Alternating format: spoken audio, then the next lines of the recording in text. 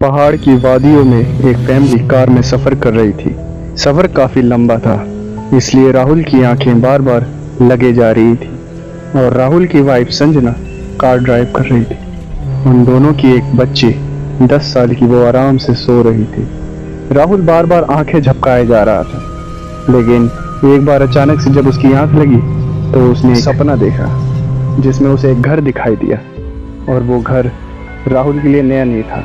वो उस घर को सालों से अपने सपने में देखते आ रहा था, पर पता नहीं क्या रिश्ता था उसका उस घर से। राहुल को भी ये नहीं पता था। और सपना देखते देखते अचानक से उसके कानों में एक आवाज आई। मैं तुम्हारा कब से इंतजार कर रही थी, कितने सालों से। और ये आवाज सुन के राहुल की नींद तुरंत झटके से खुलती है और वो हाँफने लगता है। अजीब सी बेचैनी से भर गया था उसका दिल अब।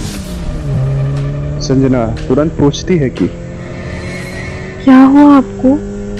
जिसके जवाब में राहुल कहता है कि कुछ नहीं, बस वो घर ही आ रहा था सपने में।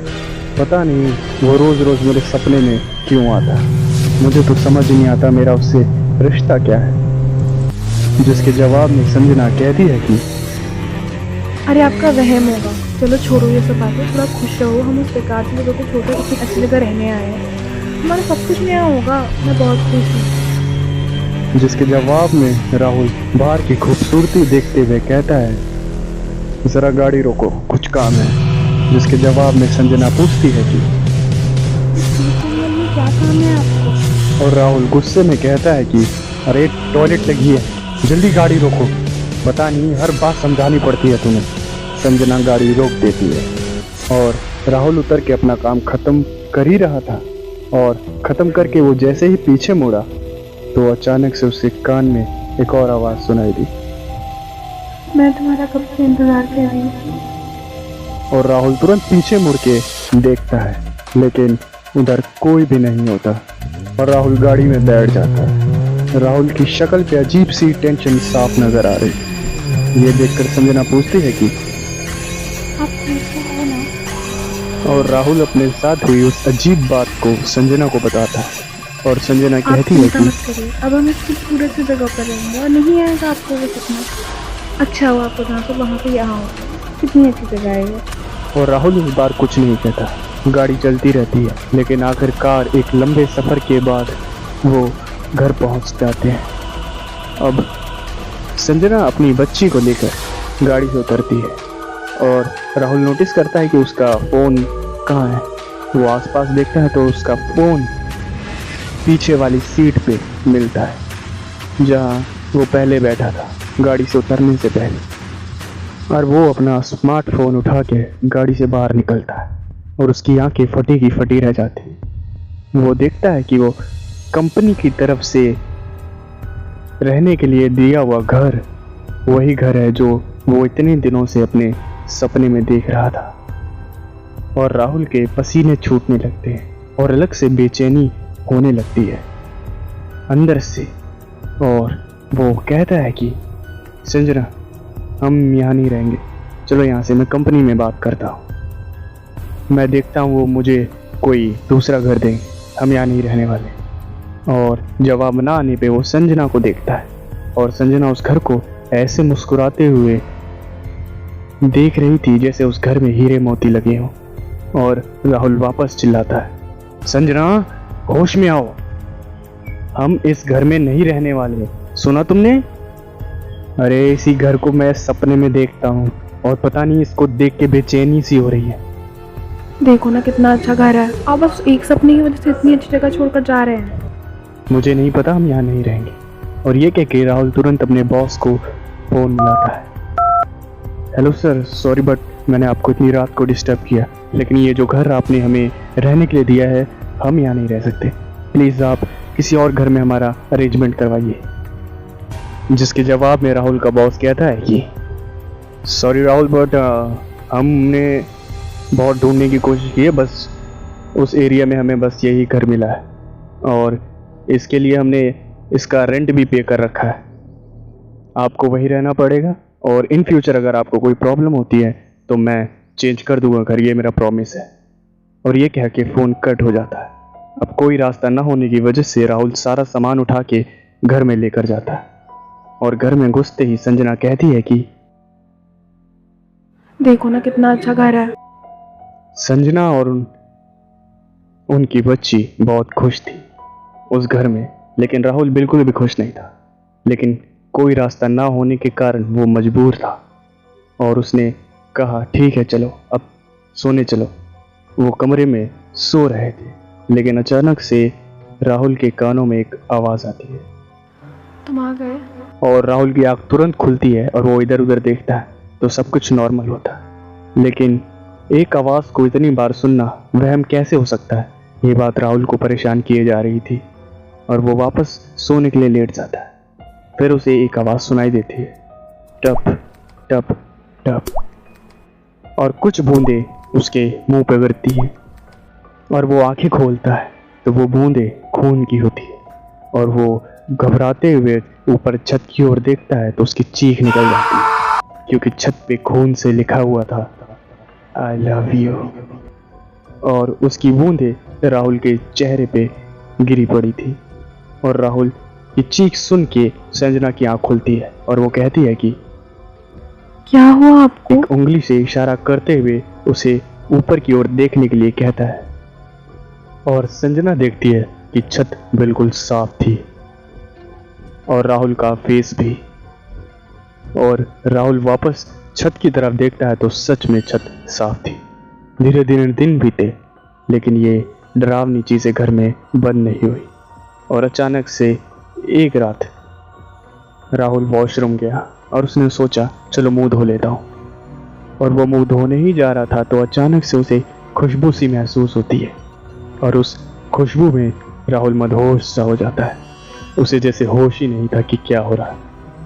उसकी आंखों के सामने अंधेरा छा जाता है और राहुल को होश संजना और उसकी बेटी की चीख ही सुनकर आता है और वो देखता है कि उसके हाथों में एक ब्लेड है और शीशे पे खून से लिखा हुआ है आई लव यू। और अगली सुबह हाथ में चोट लगने के कारण राहुल ऑफिस नहीं जाता और आराम करता है पूरे दिन। फिर रात को डिनर करने के बाद जब वो सो रहा होता है तो अचानक से उसे सांस लेने में काफ़ी ज़्यादा तकलीफ होने लगती है और उसे ऐसा लगता है जैसे उसके सिर पे कोई हाथ फेर रहा है और अजीब सी बेचैनी राहुल को होने लगती है। राहुल का सांस लेना मुश्किल हो रहा था और इसी बीच वो चिल्लाकर उठता है और उस चिल्लाने की आवाज़ किसी इंसान की नहीं थी। उसकी आंखें खुलती हैं और वो देखता है कि वो अपने बेड पे नहीं अपने गार्डन में है और वो ज़मीन की ओर देखता है तो उसे एक रिंग नज़र आती है और वो उस रिंग को उठाता है और उसे उठाते ही वही मदहोशी वापस से छा जाती है राहुल के ऊपर और उसकी आंखों के सामने वापस अंधेरा हो जाता है। उसे कुछ भी होश नहीं था कि क्या हो रहा है और थोड़ी देर बाद उसे होश आता है तो वो देखता है कि उसने ज़मीन में काफ़ी गहरा गड्ढा खोद दिया है और उसके हाथ में एक बॉक्स है और वो एक अजीब सी बेचैनी के साथ उस बॉक्स को खोलता है और उस बॉक्स में एक लिफाफा रखा था।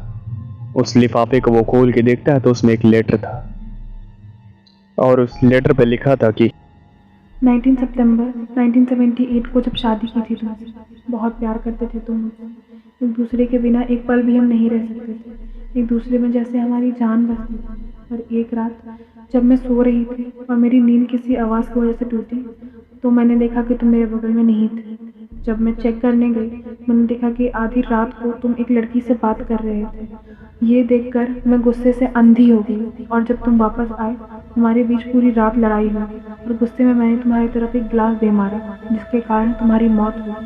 लेकिन धीरे धीरे मुझे अपनी गलतियों का एहसास हो रहा था और जब मुझे पता चला कि जैसा मैं सोच रही थी वैसा कुछ नहीं था और बस एक गलत फहमी के कारण मैंने तुम्हें जान से मार दिया तो मेरा जीना मुमकिन नहीं था तुम्हारे बिना। मैं भी जान देने जा रही हूँ लेकिन मैं जानती हूँ कि तुम वापस आओगे मेरे पास। करूँगी इंतज़ार तुम्हारा हमेशा। हमारी फ़ोटो के साथ ये लेटर भी मैं यहीं दफना रही हूँ। और फिर उस लिफाफे में से एक फ़ोटो निकलती है और उस फोटो को देखने के बाद राहुल की आंखें फटी की फटी रह जाती हैं क्योंकि उस ब्लैक एंड वाइट फ़ोटो में एक लड़की के साथ एक लड़का खड़ा था और वो लड़का कोई और नहीं राहुल था।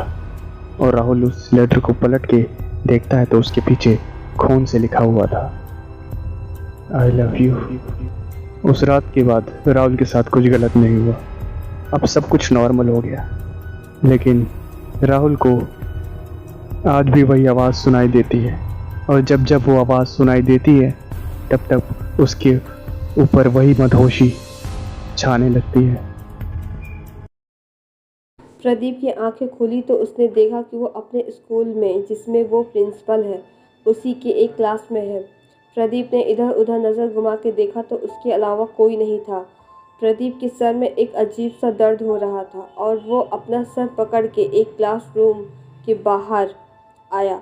उसने फिर से इधर उधर नज़र घुमाई तो उधर भी कोई उसे नज़र नहीं आया और पूरे स्कूल में घूमता रहा। वो चलते चलते अपने ऑफिस के पास आया और ऑफिस के पास पहुंचते ही उसके कानों में एक आवाज़ आई।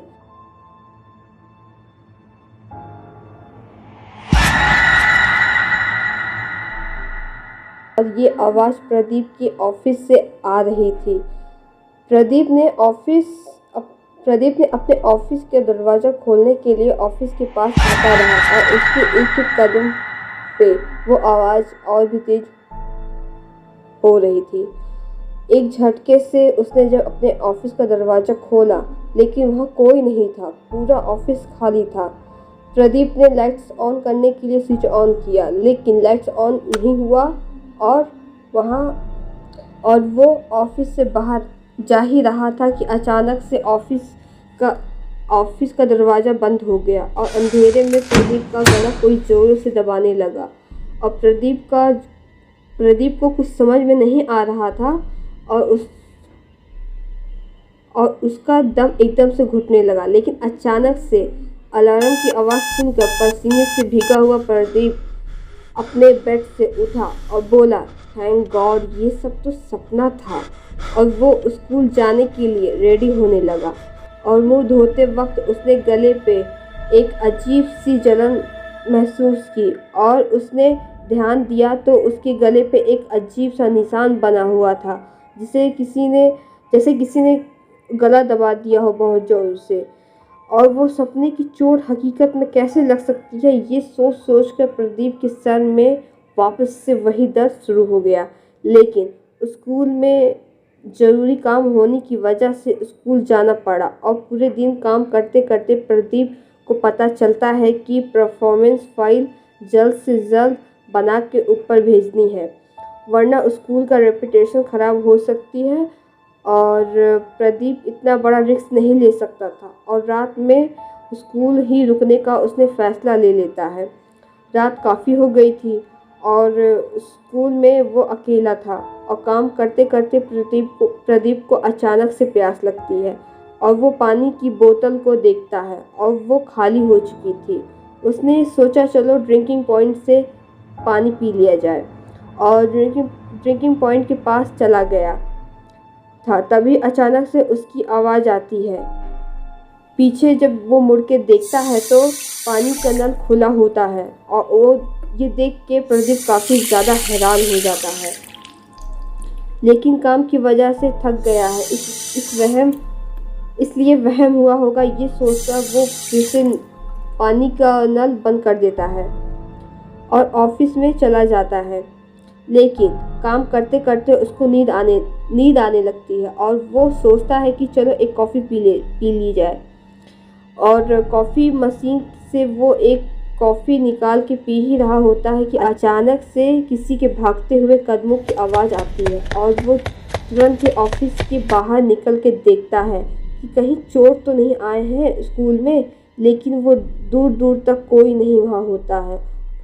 अब वो अपने ऑफिस की सीट पे बैठने के लिए मुड़ा ही होता है कि वो देखता है कि जिस फाइल पे वो वर्क कर रहा था उस फाइल के पन्ने अपने आप पलट रहे थे और अब प्रदीप को डर लगने लगता है, लेकिन फिर भी वो इन चीज़ों को इग्नोर करके अपने काम पे लग जाता है। लेकिन अचानक से उसकी कानों में एक आवाज़ आती है। अब प्रदीप के बर्दाश्त से बाहर चली गई थी ये बात और वो तुरंत ही कार की चाबी लेकर स्कूल के गेट की तरफ भागने लगता है, लेकिन स्कूल का गेट तो बंद हो गया था और स्कूल का गेट तो बंद कैसे हो सकता है। ये सोचकर प्रदीप पसीने से भीग गया और इधर उधर भागने लगा और भागते भागते वो ज़मीन पे गिर गया। और वो जो आवाज़ थी उसका पैर को पकड़ के उसको खींचने लगी और ये देखकर प्रदीप को जोर जोर से चिल्लाने लगा और उसी चीखने से ही वो ऑफिस में प्रदीप को लेकर चली गई और प्रदीप से वो आवाज़ फिर से बोली, क्यों डर लग रहा है? और ये आवाज़ सुन के प्रदीप को याद आता है कि कुछ साल पहले एक स्टूडेंट जानवी पढ़ने लिखने में होशियार थी, लेकिन किसी सब्जेक्ट में मार्क्स का बस 1 नंबर की कम पड़ जाने से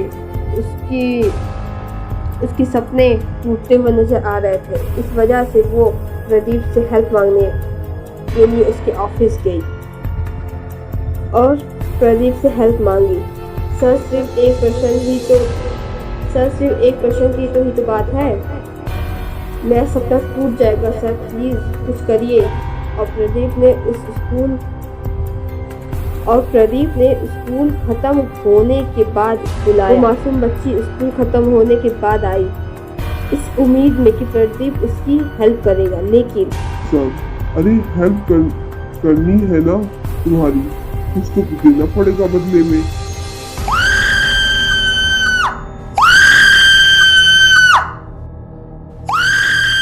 सदमा सहन नहीं कर पाई और फांसी लगा ली। अब प्रदीप की आंखों में आंसू थे और साथ ही मौत का खौफ भी।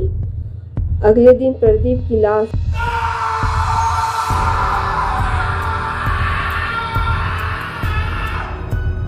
मिली उसी के ऑफिस के फैन पे लटकी हुई और उसकी दोनों आंखें बाहर निकल के